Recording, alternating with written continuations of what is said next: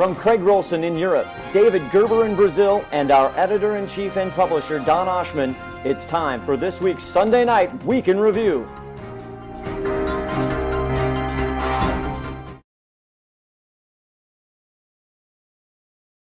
Good evening.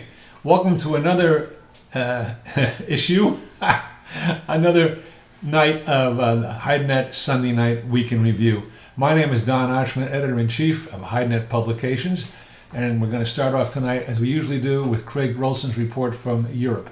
Craig reports this week that the GDS footwear show in Dusseldorf was okay, but nothing terrific. And of course, Russia is being missed at a lot of these European events because of the import-export restrictions and, of course, their economy, which everybody knows about. So there's been better GDS shows than this one, and not to say that it was bad, it just was not terrific.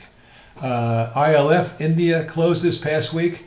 A lot of joint ventures, Craig reports, with some 40 Italian tanners were there, and everybody's looking for a low-cost production, and a lot of Italians were interested, for one, in making deals with the Indian footwear manufacturers, and tanners probably.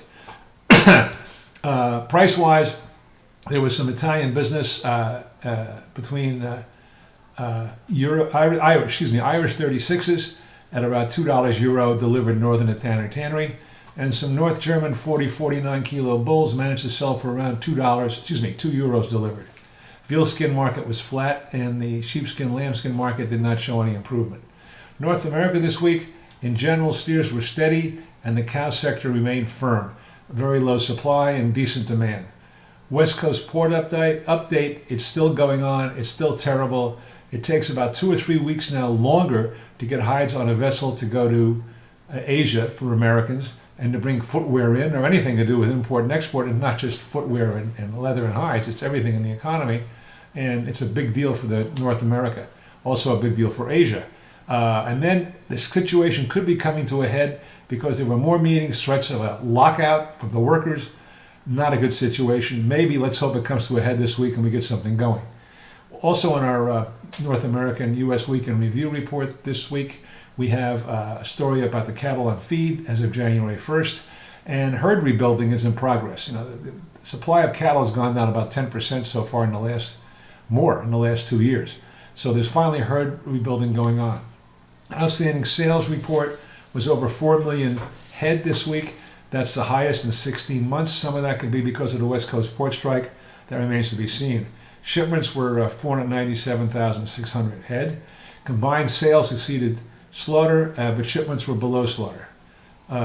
We have a good story, I believe, on origin pricing, how tanners have become more sophisticated. They want to buy from this particular abattoir and not that one, and will pay accordingly or won't pay accordingly.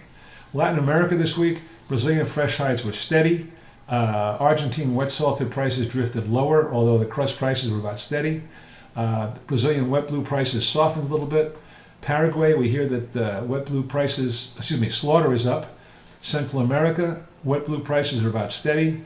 A story about how JBS won the Leather Working Group Award. And CICB, the Association of Brazilian Tanners, has asked the government for some export help in leather.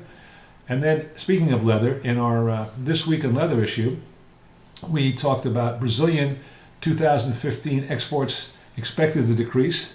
That's dollar value. China's 2014 leather production is a story about that.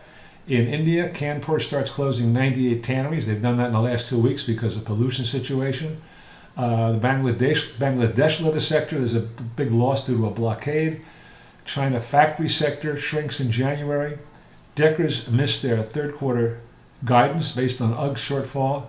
Ferragamo's 2014 revenue rose 5.9%. Tata International is going to expand their footwear capacity. Lear, now the owner of Eagle Ottawa, said their fourth quarter profits surged based on North American growth. Everybody predicts a surge in North American car sales this year. LVMH earnings misses estimates, and nanotechnology for leather and footwear is improving. That's just some of the stuff you can get by subscribing to HydeNet.com. Also, watch out for news of our next HydeNet forum scheduled for February 17th. It's going to be terrific. So far, we're going to have Andy Seward, used to be formerly from Clark Shoes, Mike Larson, the largest seller of American wet blue and raw hides in the world, is going to be in our forum. It's going to be on Tuesday, February 17th. We'll have more on that in coming editions. Thank you for watching, and we'll look forward to seeing you next week, same time, same station. Bye.